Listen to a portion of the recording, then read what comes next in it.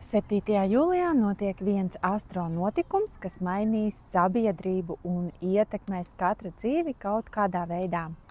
Planēta Urāns pāriet dviņu zīmē, un pasaule ieiet pārmaiņu laikmetā domāšanā, komunikācijā, tehnoloģijās un izglītībā. Urāns ir revolucionāra planēta, kas vienmēr nes negaidītas izmaiņas, un tas sagrauj ierasto un rada kaut ko jaunu. Ik pēc 7 gadiem Urāns maina zīmi, jeb sfēru, kurā tas iznīcina veco, modernizē un ģenerē kaut ko jaunu. Un tagad Urāns ieiet dviņu zīmē. Tomēr šī ir īsa pirmā vizīte uz 4 mēnešiem, kuras laikā mēs sajutīsim, par kādu tēmu briest pārmaiņas katra dzīvē. No novembra līdz aprīlim tas atgriezīsies atpakaļ vērša zīmē, kur bija pēdējos 7 gadus. Var mēģināt atcerēties, kādas pārmaiņas ienāca tavā dzīvē 2018. un 2019. gadā. Vēršus šis tranzīts ietekmē visvairāk. Es kā vēršu zīmes pārstāvis varu garantēt, dviņiem jūsu dzīve vairs nebūs kā iepriekš. Mana dzīve, piemēram, pirms 6 gadiem sagriezās kājām gaisā un pilnīgi neplānoti. Tas ir tieši tas, ko Urāns ienes. Plānu maiņu, dzīve atnes kaut ko necerētu, vai pašam rodas vēlme darīt kaut ko, kas agrāk pat prātā nenāca. Bet pārmaiņas gaidāmas ne tikai dviņiem, protams. Parasti Urāns atnes pārsteigumus visiem, kad maina zīmi, ir tīpaši tiem, kas sēž uz vietas un labprātīgi negrib neko mainīt. Tas skar gan katra individuālo dzīvi, gan apstākļus pasaulē, kuru dēļ esam spiesti kaut ko atlaist.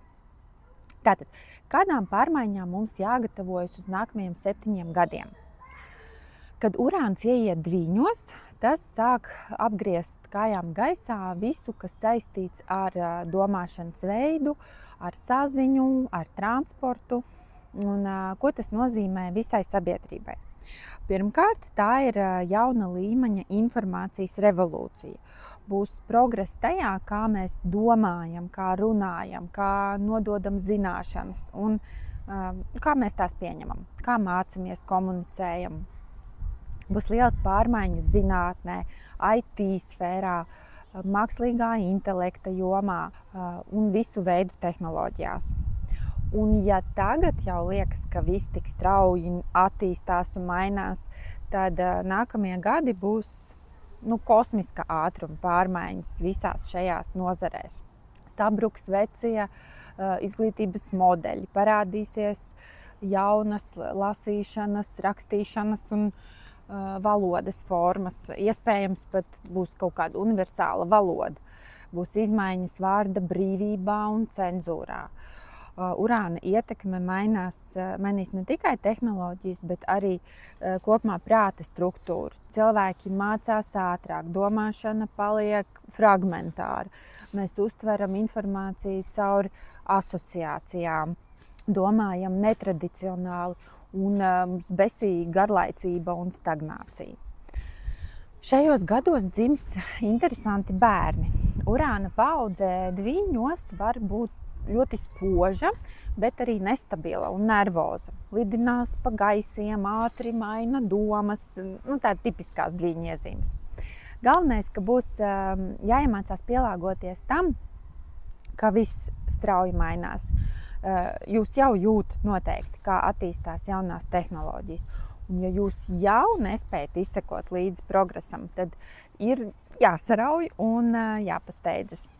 Ātrums drīz vien kļūs vienkārši mežonīgs. Mākslīgais intelekts noteikti attīstīsies vēl vairāk. Tas kļūs gan par ikdienas sarunu biedru, gan par obligātu darba instrumentu.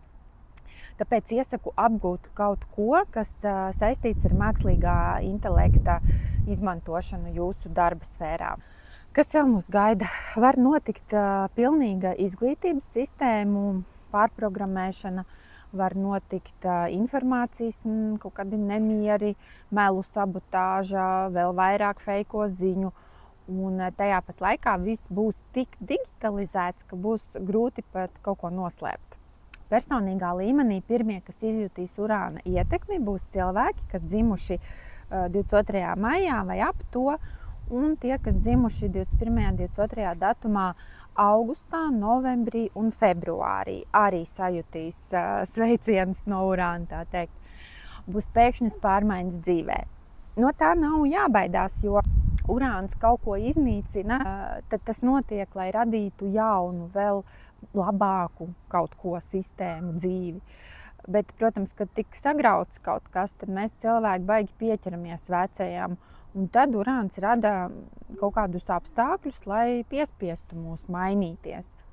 Tas atbrīvo mūs no tā, kas bloķē mūsu izaugsmi un attīstību. Dažreiz tas to dara sāpīgi. Un jā, tiem, kam ir 42, 43, 44, tad jūs arī ietilpstat vislielākā urāna ietekmes zonā. Tā kā gatavojamies, noskaņojamies atlaist visu, kas atkrīt, kas aiziet, ko mums atņem. Tas viss tikai mūsu pašu labumam. Nu, te palīdzēs pirmkārt ātri un viegli apgūt visu jauno, neatlieciet to, ko jūs zinat, ka jums tāpat būs jādara. Un otrkārt, sakārtojiet savu nervu sistēmu. Nu, piemēram, paņemiet brīvdienas no visu, atpūtu no sociāliem tīkliem un tehnoloģijām.